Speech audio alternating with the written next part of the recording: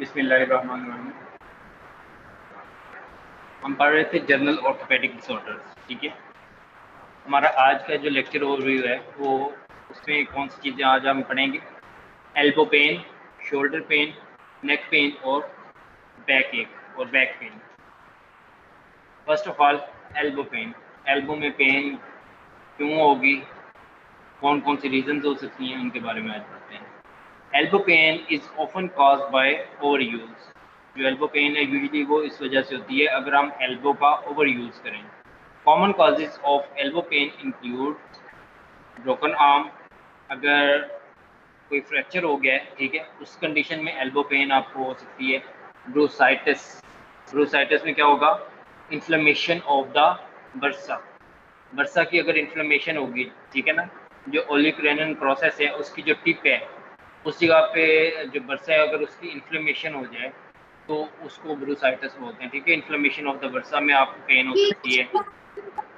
Dislocated elbow, अगर elbow joint जो है वो डिसलोकेट हो गया, ठीक है, जो बोन है वो अपनी जो उनकी ओरिजिनल पोजीशन है वहाँ से डिसलोकेट होकर किसी और जगह पे चली गई हैं, ठीक है, तो उस कंडीशन में एल्बो पेन हो सकती है। ओस्टियो आर्थराइटिस, ओस्टियो का मतलब होता है बोन, आर्थ का मतलब होता है जॉइंट, आइटिस का मतलब होता है इन्फ्लेमेशन, यानी कि बोन ने जो जॉइंट बनाया है अगर उसकी इन्फ्लेमेशन हो। Disease causing the break down of the joint, ठीक है, इस डिजीज में क्या होता है कि जो जॉइंट होते हैं उनकी ब्रेक डाउन होने स्टार्ट हो जाती है। जॉइंट्स में एक तो इन्फ्लेमेशन मिलेगी, दूसरे नंबर पे वहाँ पे ब्रेक डाउन होगी, ठीक है, इसको बोलते हैं ऑस्टियोआर्थराइटिस। तो अगर एल्बो जॉइंट जो है उस जगह पे उस जॉइंट पे ऑस्टियोआर्थराइटिस हो तो उस वजह से पेन हो सकती है। These are some causes, common causes of elbow pain. Is that clear? Clear, sir. जी, first of all rheumatoid arthritis, inflammatory joint disease, ठीक है, ये एक इन्फ्लेमेटरी जॉइंट डिजीज है, इन्फ्लेमेशन आपको मिलेगी जॉइंट के ऊपर। Sprain and strain, sprain and strain में क्या है? Strain injures the bands of the tissue, ये क्या करेगा? टिश्यू बैंड्स को इंजर करेगी। That connect two bones together, brain में क्या होता है कि दो बोन्स के दरमियान में जो टिश्यू बैंड आपस में कनेक्शन बनाता है, ठीक है, उस टिश्यू बैंड की अगर इंजरी हो जाए तो उसको स्ट्रेन बोलते हैं। While a strain involves an injury to a muscle और to the band of tissue that attaches a muscle to a bone. Strain में क्या होगा? स्ट्रेन में उस टिश्यू की इंजरी होगी जो एक मसल को बोन के साथ अटैच करता है। Is that clear? Clear, sir. Strain कब होगा और स्ट्रेन कब होगा? उसके बाद है stress, stress fracture. Stress fracture में क्या होगा? This type of fracture is typically caused by the over use and abuse of elbow, ठीक है, यानी कि ओवर यूज या तो एल्बो जॉइंट का ओवर यूज करना या उससे उसकी हिम्मत, उसकी औकात से ज़्यादा काम लेना, उसको बोलते हैं अब्यूज, ठीक है। ओवर यूज और abuse of elbow and is commonly found in athletes who apply extreme pressure on the elbow। ये किन में आपको मिलेगा? एथलीट्स के अंदर जो कि एल्बो जॉइंट के ऊपर एक्सट्रीम प्रेशर अप्लाई करते हैं, such as baseball player, baseball के जो प्लेयर्स होते हैं उनमें ये मिल सकता है। And olecranon stress fracture is when the bony tip of the elbow is fractured due to stress। इसमें ये मोस्ट कॉमन फ्रैक्चर होता है एल्बो जॉइंट में, स्ट्रेस फ्रैक्चर में ओलिक्रोनन प्रोसेस जो होता है उसका फ्रैक्चर आपको मिलेगा स्ट्रेस फ्रैक्चर में, ठीक है। इसमें क्या होगा कि उसकी जो टिप होगी वो फ्रैक्चर हो जाएगी, फ्रैक्चर होगी मोस्टली स्ट्रेस की वजह से। Is that clear? Clear, sir. Yes, sir. Over use या अब्यूज की वजह से फ्रैक्चर हो सकता है, मोस्टली एथलीट्स में होता है। किस बोन का मोस्ट कॉमनली फ्रैक्चर होगा? ओलिक्रोनन प्रोसेस का, ठीक है, ओलिक्रोनन प्रोसेस का जो टिप होती है उसका सबसे कॉमनली फ्रैक्चर होता है स्ट्रेस फ्रैक्चर। उसके बाद है टेंडिनाइटिस, ठीक है, inflammation of the tendon. Tendinitis is inflammation और इरिटेशन ऑफ अ टेंडन, ये टेंडन की इन्फ्लेमेशन या इरिटेशन होती है, उसको हम टेंडिनाइटिस बोलते हैं। द थिक फाइब्रस कॉर्ड, जो टेंडन होती है वो होती क्या चीज़ है? The thick fibrous cords that attach muscle to the bone, ये टेंडन का काम क्या है कि ये मसल को बोन के साथ अटैच करवाती है। The condition cause pain and tenderness just outside a joint, ठीक है। इसमें क्या होगा कि आउटसाइड द जॉइंट आपको पेन और टेंडरनेस मिलेगी, वाइल टेंडिनाइटिस, टेंडिनाइटिस में क्या होगा, can occur in any of your tendon. जो टेंडिनाइटिस है वो आप किसी भी टेंडन में हो सकती है, ये नहीं है कि सिर्फ और सिर्फ एल्बो जॉइंट पे जो टेंडन है उसी में आपको मिलेगी, ये किसी भी मसल किसी भी जगह पे आपको मिल सकती है जिस जगह पे जो मसल है वो बोन के साथ अटैच हो रहा हो, ठीक है। Can occur any of your tendons, it's most common around your shoulder, elbow, wrist, knee and heels. Most commonly tendinitis किस एरिया में आपको मिलेगी, शोल्डर के अराउंड मिलेगी, शोल्डर जॉइंट के अराउंड, ठीक है। एल्बो के नज़दीक मिलेगी, रिस्ट, नी और heel. Is that clear? Clear, sir. Yes, sir. Clear, sir. उसके बाद है shoulder pain. Most shoulder problems fall into 4 major categories, ठीक है। 4 मेजर कैटेगरीज हैं जो कि शोल्डर पेन कॉज करवाती हैं। टेंडन इन्फ्लेमेशन, या तो वही सेम कॉज है कि टेंडन की अगर इन्फ्लेमेशन हो जिसको हम टेंडनाइटिस बोलते हैं, या वर्सा की इन्फ्लेमेशन हो जिसको ब्रूसाइटिस बोलते हैं। ब्रूसाइटिस और टेंडनाइटिस और टेंडन टीयर, अगर उस टेंडन के अंदर कोई ब्रेक आ जाए, टीयर आ जाए, ठीक है, उस कंडीशन में आपको शोल्डर पेन हो सकता है। इस जगह पे इस जगह की बात कर रहे हैं, शोल्डर की बात कर रहे हैं, तो टेंडन टीयर भी किस जगह पे आपको मिलेगा, शोल्डर पे। उसके बाद क्या है, इंस्टेबिलिटी। अगर जो शोल्डर जॉइंट है वो इनस्टेबल होगा, ठीक है, बार बार डिसलोकेट हो रहा है, उस कंडीशन में भी आपको शोल्डर जॉइंट में पेन मिलेगी। Usually occurs when the lining of the shoulder joint, the capsule, ठीक है। कैप्सूल क्या होता है, ये एक कवर है जो कि शोल्डर जॉइंट को इसने चारों तरफ से कवर किया होता है इस कैप्सूल में। लिगामेंट और लेब्रम बिकम स्ट्रेच्ड, जो लिगामेंट्स हैं जिन्होंने शोल्डर जॉइंट की फॉर्मेशन में हिस्सा लिया होता है, या जो लेब्रम है, ठीक है, बिकम स्ट्रेच्ड, जो उसका कैप्सूल है उसमें स्ट्रेच आ जाती है। टॉर्न और डिटैचेस, या तो वो फट जाए, ठीक है, या तो उसमें टीयर आ जाए, या वो डिटैच हो जाए, allowing the ball of the shoulder joint to move either completely or partially out of the socket। और जिस वक्त उसका जो कैप्सूल है वो टीयर हो जाएगा या डिटैच हो जाएगा, तो उस कंडीशन में क्या होगा कि ह्यूमरस का जो हेड है वो अपनी जो उसकी स्पेसिफिक पोजीशन है वहाँ से या तो पार्शली डिसलोकेट हो जाएगा या वहाँ से बिल्कुल बाहर निकल आएगा। Is that clear? Clear, sir. तो Yes, उस sir. कंडीशन में भी क्या होगा, उस कंडीशन में भी शोल्डर पेन हो सकती है। उसके बाद है आर्थराइटिस, यानी कि जॉइंट की जो इन्फ्लेमेशन होती है उसको बोलते हैं आर्थराइटिस। आर्थ बोलते हैं जॉइंट को, itis means inflammation. Is damage to the cartilage in the joint. इसमें क्या होगा कि जो जॉइंट्स में कार्टिलेज होती है, हाइलन कार्टिलेज होती है यूजली, ठीक है, उसमें आप वो डैमेज होगी। Shoulder arthritis occurs when the cartilage starts wearing down on the ball and or socket sides of the shoulder joint। इसमें क्या है कि जिस टाइम पे जो कार्टिलेज है शोल्डर जॉइंट की उसमें ब्रेक्स आना स्टार्ट हो जाए, ठीक है, वो वीक हो जाए और उसमें वियर और टीयर का जो प्रोसेस है वो स्टार्ट हो जाए, उस कंडीशन में शोल्डर जॉइंट की पेन आपको मिलेगी। उस जॉइंट में उस टाइप पे क्या होगा, शोल्डर जॉइंट जो होगा उसमें आपको इन्फ्लेमेशन मिलेगी। सिम्टम्स ऑफ शोल्डर आर्थराइटिस में include pen in the shoulder. इसमें आपको जो सिम्टम्स मिलेंगे उसमें से एक ये है कि शोल्डर जॉइंट में पेन मिलेगी, stiffness of the shoulder joint and reduce range of motion of the shoulder joint. और दूसरे नंबर पे शोल्डर जॉइंट है वो स्टिफ हो सकता है, और उसके अलावा क्या मिलेगा, जो नॉर्मल इसकी रेंज ऑफ मोशन है उसमें कमी आ सकती है, उसमें रिस्ट्रिक्शंस आ सकती हैं कि एक स्पेसिफिक रेंज तक मूव करेगा, उससे आगे उसको हम मूव नहीं करवा सकेंगे। Is that clear? Clear, sir. उसके बाद है फ्रैक्चर। टेंडन इन्फ्लेमेशन था, जॉइंट की इंस्टेबिलिटी थी, उसके बाद आर्थराइटिस था यानी कि इन्फ्लेमेशन ऑफ द जॉइंट, उसके बाद क्या है, फ्रैक्चर होगा अगर शोल्डर जॉइंट का। A fracture is a break usually in a bone. Fracture में होता है क्या है कि बोन अगर ब्रेक हो तो उस कंडीशन को हम फ्रैक्चर बोलते हैं। If the broken bone punctures the skin, it is called open or compound fracture। Fracture commonly happens because of car accident, fall or force injuries। Other causes are low bone density, osteoporosis, which causes weakening of the bone।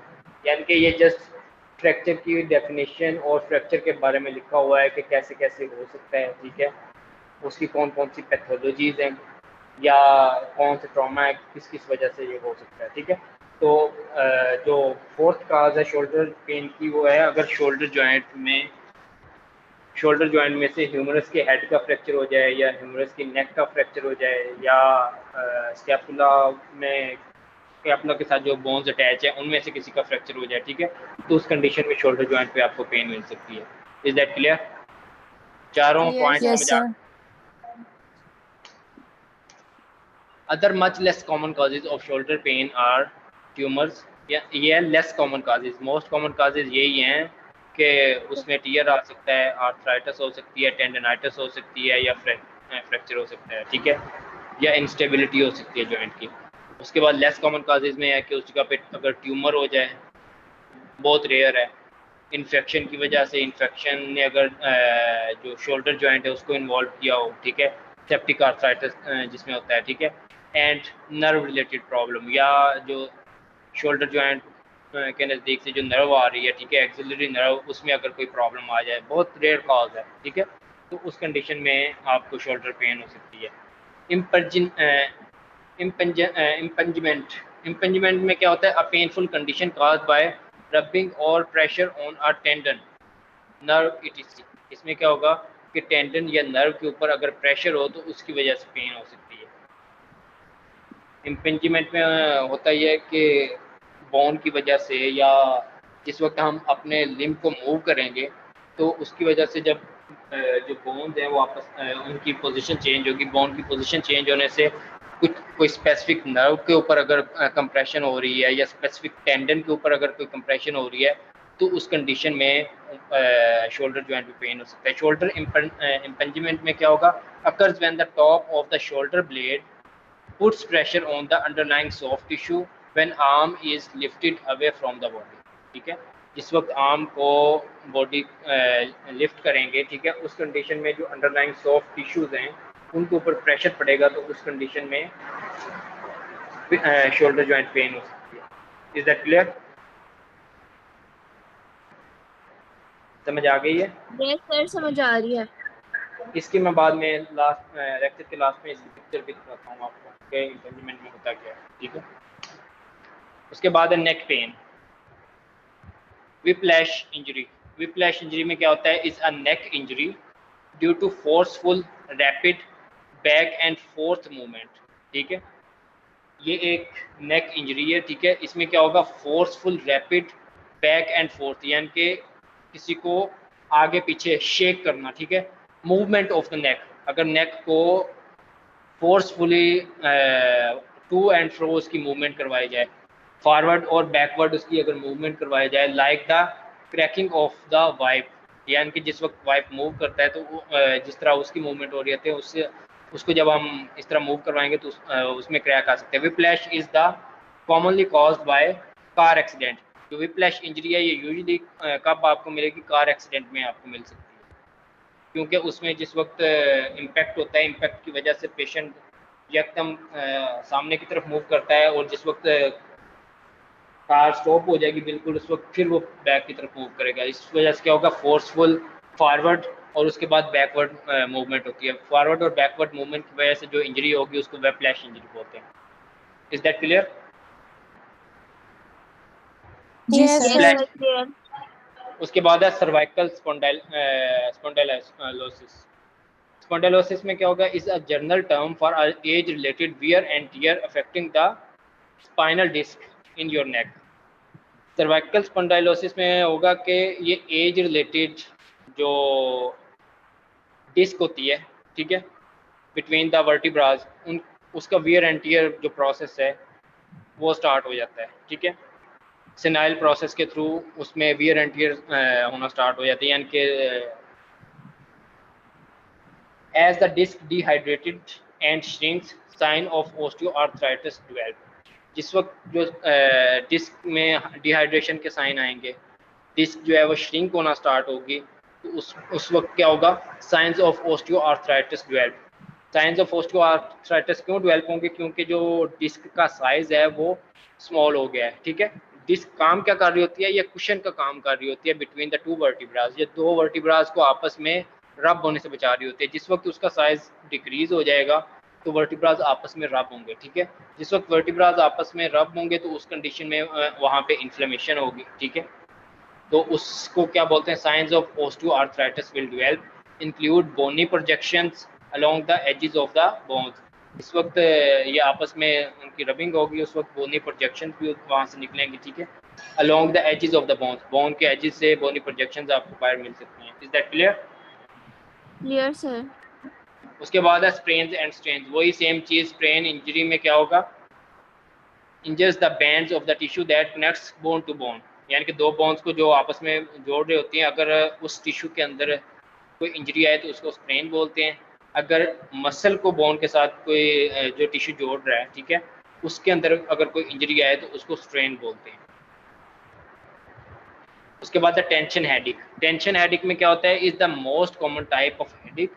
It causes mild, moderate और intense pain behind your eyes and in your head and neck, ठीक है। इसमें भी क्या होगा कि tension headache में band like headache होती है। इसमें माइल्ड, मॉडरेट या इंटेंस पेन हो सकती है, ठीक है। पेन की इंटेंसिटी वेरी कर सकती है, किसी में कम हो, किसी में ज़्यादा हो सकती है, ठीक है। उसके अलावा जो पेन है, एक तो रिट्रोऑर्बिटल होगी। रिट्रोऑर्बिटल होता है कि बिहाइंड योर आइज, ठीक है। उसके अलावा हेडिक होगी, बैंड लाइक हेडिक होगी, जिस तरह सर के इर्द गिर्द बैंड किसी ने लगाया हो, ठीक है। इस तरह आपको एक बैंड लाइक हेडिक मिलेगी। उसके अलावा नेक पेन भी आपको मिल सकती है, ठीक है। तो ये कुछ काजेज हैं जो कि नेक पेन काज करवा सकती हैं। विप्लैश इंजरी है, सर्वाइकल स्पॉन्डिलोसिस है, स्ट्रेन एंड स्ट्रेन है, उसके बाद टेंशन हेडिक है। Is that clear? इनमें से कोई है ऐसी चीज जो आप लोगों को समझ ना आई हो? नो सर, नो ऐसी सर, कोई समझ भी आ नहीं। गया। उसके बाद जो नेक्स्ट कॉजेज हैं, मसल टेंशन एंड स्ट्रेन, ये हमने पढ़ लिया है। इंजरी हो सकती है, अगर नेक पे कोई इंजरी हो उस वजह से नेक पेन हो सकती है। हार्ट अटैक की वजह से नेक पेन हो सकती है, हार्ट अटैक की वजह से आपको चेस्ट पेन होगी। उसके अलावा chest pain is radiating towards left side of the neck, left side of the head, यानी कि लेफ्ट जॉ, लेफ्ट नेक, उसके अलावा लेफ्ट आर्म, ये इस एरिया में आपको मिल सकती है, left side of the chest, ठीक है। उसके बाद left side of the neck and jaw, उसके अलावा लेफ्ट आर्म, यहाँ पे आपको पेन मिल सकती है। मेनिंजाइटिस में आपको नेक स्टिफनेस मिल सकती है, ठीक है, हेडिक और नेक स्टिफनेस। उसके बाद रूमाटॉइड आर्थराइटिस में अगर उसने सर्वाइकल जो वर्टिब्रास हैं उनको इन्वॉल्व किया हो तो उस कंडीशन में आपको नेक पेन मिल सकती है। ऑस्टियोपोरोसिस, अगर उन्होंने सर्वाइकल वर्टिब्रास को इन्वॉल्व किया हो तो उस कंडीशन में आपको नेक पेन मिल सकती है। Is that clear? Clear sir. In rare instances, neck stiffness or pain occurs due to congenital abnormalities. Congenital abnormalities की वजह से हो सकती है, इन्फेक्शन की वजह से, अगर इन्फेक्शन की वजह से उस जगह पे कोई इम्पाइमा पस वगैरह बनी हुई है, ठीक है, उस वजह से हो सकती है। अगर उस जगह पे एब्सेस है, एब्सेस नेक एब्सेस है, नेक एब्सेस की वजह से नेक पेन हो सकती है। अगर कोई नेक का ट्यूमर है, नेक का ट्यूमर फॉर एग्जांपल कोई लिम्फोमा है, ठीक है, या थायराइड ग्लैंड का अगर कोई ट्यूमर है, ठीक है, थायराइडाइटिस है, उस कंडीशन में आपको नेक पेन मिल सकती है। सिंगल नोड्यूलर गॉइटर है, मल्टी नोड्यूलर गॉइटर है, डिफ्यूज गॉइटर है, उस कंडीशन में आपको नेक पेन मिल सकती है। कैंसर ऑफ द स्पाइन, अगर यानी कि जो सर्वाइकल वर्टिब्रास हैं उसका अगर कैंसर है, ठीक है, वर्टिब्रास का कैंसर है, तो उस कंडीशन में आपको नेक पेन मिल सकती है। सिम्टम्स इसमें क्या होगा, neck stiffness that makes turning the head difficult. इस वक्त नेक स्टिफनेस होगी तो पेशेंट अपने हेड को रोटेट नहीं कर सकेगा, ठीक है, टर्न नहीं कर सकेगा। शार्प और stabbing pain in one spot, इसमें क्या होगा, शार्प स्टैबिंग पेन, स्टैब होता है अगर कोई नुकीली चीज़ के साथ किसी को मारा जाए, ठीक है, उस कंडीशन में जो पेन होती है उसको स्टैबिंग पेन बोलते हैं, ठीक है। इसमें शार्प या स्टैबिंग पेन हो सकती है। सोरनेस और tenderness in the general area, ठीक है, जिस एरिया में पेन हो रही है उस जगह पे टेंडरनेस, यानी कि जब हाथ लगाएंगे हाथ लगाने से दर्द होगी, ये वाली जो पेन है यूजली होती है इन केस ऑफ इंजरी, ठीक है। इंजरी की कंडीशन में या अगर नेक पे कोई भी चोट वगैरह लगी है उस कंडीशन में आपको हो सकती है। Pain that radiates down into the shoulder, arm और फिंगर्स और radiates up into the head. ये कहाँ पे आपको मिल सकती है? हार्ट अटैक में या अंजाइना में, ठीक है। ये वाली जो पेन है एक तो शोल्डर की तरफ रेडिएट होगी, शोल्डर से आगे लेफ्ट आर्म की तरफ रेडिएट होगी, उसके अलावा left side of the neck और लेफ्ट जॉ की तरफ radiate. Is that clear? Clear sir. Yes sir. उसके बाद है बैक एक। बैक एक में क्या है कि back pain can affect people of any as. ये किसी भी एज के जो लोग हैं उनको इफेक्ट कर सकती है। It is significantly more common among adults age between 35 to 55 years. वैसे तो ये किसी भी एज के लोगों को बैक पेन हो सकती है, ठीक है, लेकिन मोस्ट कॉमनली जो आपको बैक पेन के पेशेंट्स मिलेंगे वो अबाउट बिटवीन 35 टू 55 ईयर्स।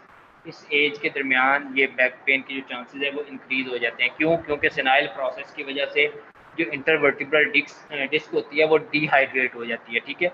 उसमें वियर और टियर का जो प्रोसेस है वो स्टार्ट हो जाता है। वियर और टियर का प्रोसेस जब स्टार्ट हो जाएगा तो उस कंडीशन में एक तो पेशेंट की जो डाइट है वो अच्छी नहीं होती, तो उसका जो साइज़ है वो श्रिंक हो जाएगा। वो आपस में जब वर्टिब्रास रब करेंगे तो उस कंडीशन में अगर तो उन्होंने किसी नर्व को इन्वॉल्व कर दिया तो अकॉर्डिंगली, यानी कि जिस तरह का भी पेन होगा वो अकॉर्डिंगली, अगर नर्व को इन्वॉल्व किया तो नर्व के अकॉर्डिंग पेन आएगा, अगर सिर्फ वर्टिब्रास इन्वॉल्व हैं तो उसके मुताबिक पेन आएगा।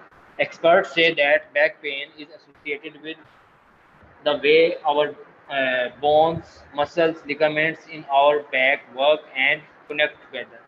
जो एक्सपर्ट्स हैं उनका कहना यह है कि जो बैक पेन है उसकी एसोसिएशन किस चीज़ के साथ है? बोन्स, मसल और लिगामेंट्स आपस में किस तरह एक दूसरे के साथ कनेक्ट हैं और किस तरह मिलके काम कर रहे हैं उसके ऊपर डिपेंड करती है। Is that clear? Yes sir. Pain in the lower back may be linked to the bony lumbar spine, discs between the vertebra, ligaments around the spine and discs, spinal cord and nerves, lower back muscles, abdomen and pelvic internal organs, and the skin around the lumbar area. जो low back pain है वो किन चीज़ों के साथ linked है? बोनी lumbar spine, अगर जो लंबर स्पाइन है वो बोनी है, आपस में एक दूसरे के साथ जुड़ी हुई है, ठीक है। उसके बाद डिस्क बिटवीन द वर्टिब्रा, जो वर्टिब्राज के दरमियान में डिस्क है उसमें अगर कोई प्रॉब्लम आ गया, डिस्क रप्चर हो गई है, डिस्क श्रिंक हो गई है, डिहाइड्रेट हो गई है, या उसमें वियर और टियर का प्रोसेस आ गया, उस कंडीशन में हो सकता है। Ligaments around the spine and disc, जो स्पाइनल कॉर्ड के इर्द गिर्द लिगामेंट्स हैं उनमें अगर कोई प्रॉब्लम आ गई है, ठीक है, उनका अपना डिस्क के साथ जो कनेक्शन है उसमें अगर कोई प्रॉब्लम आ गई उस कंडीशन में लो बैक पेन हो सकती है। स्पाइनल कॉर्ड एंड नर्व्स, अगर स्पाइनल कॉर्ड या नर्व की कंप्रेशन हो गई है, ठीक है, कंप्रेशन की वजह से पेन हो सकती है। लोअर बैक मसल्स या लोअर बैक मसल्स में अगर फैटीग हो गई है, पुल हो गया है, ठीक है, उस कंडीशन में लो बैक पेन हो सकती है या स्टिफनेस हो गई है। Abdomen and pelvic internal organs, उसके अलावा एब्डोमेन के अंदर जो ऑर्गन्स पड़े हुए हैं उनमें अगर कोई इन्फ्लामेशन है या उनमें पेन है या उस उधर कोई ट्यूमर वगैरह है, वो क्या करेगा? बैक को इरिटेट करेगा। बैक को इरिटेट करेगा तो उस कंडीशन में बैक पेन हो सकती है। And the skin around the lumbar area, और उसके अलावा जो लंबर एरिया के इर्द गिर्द जो स्किन है उसमें कोई पैथोलॉजी हो, फॉर एग्जांपल फोलिकुलाइटिस है, ठीक है, या उसका पे कोई पस बन गई है, ठीक है, कोई लोकल इन्फेक्शन हो गई है या कोई इंजरी हो गई है, यानी कि स्किन की जो कंटिन्यूटी है उसमें कोई डिसकंटिन्यूशन आ गई है, तो उस कंडीशन में लो बैक पेन हो सकती है। Is that clear? Clear sir. Yes sir. Pain in the upper back में be due to disorders of aorta. Upper back में अब कौन कौन से प्रॉब्लम्स आ सकती हैं? एओर्टा के अगर डिसऑर्डर्स हो, फॉर एग्जांपल डिसेक्टिंग एओर्टा में, ठीक है, शार्प पियर्सिंग पेन होती है। ट्यूमर्स इन द चेस्ट, अगर चेस्ट का कोई ट्यूमर है जो कि बैक साइड पे अगर कोई चेस्ट का ट्यूमर है, ठीक है, और वो स्पाइन को इरोड कर रहा है तो उस कंडीशन में अपर बैक पेन हो सकती है। या उसने जो बैक साइड पे ट्राइटल प्लूरा है उसको इरिटेट कर रहा है तो उस कंडीशन में पेशेंट को बैक पेन हो सकती है। एंड स्पाइन इन्फ्लामेशन, या स्पाइन की इन्फ्लामेशन हो जाए, ठीक है, या स्पाइनल कॉर्ड को कोई इरिटेशन हो तो उस कंडीशन में अपर बैक पेन हो सकती है। Is that clear? Clear sir. उसके अलावा कौन कौन सी काजेज हैं बैक पेन की?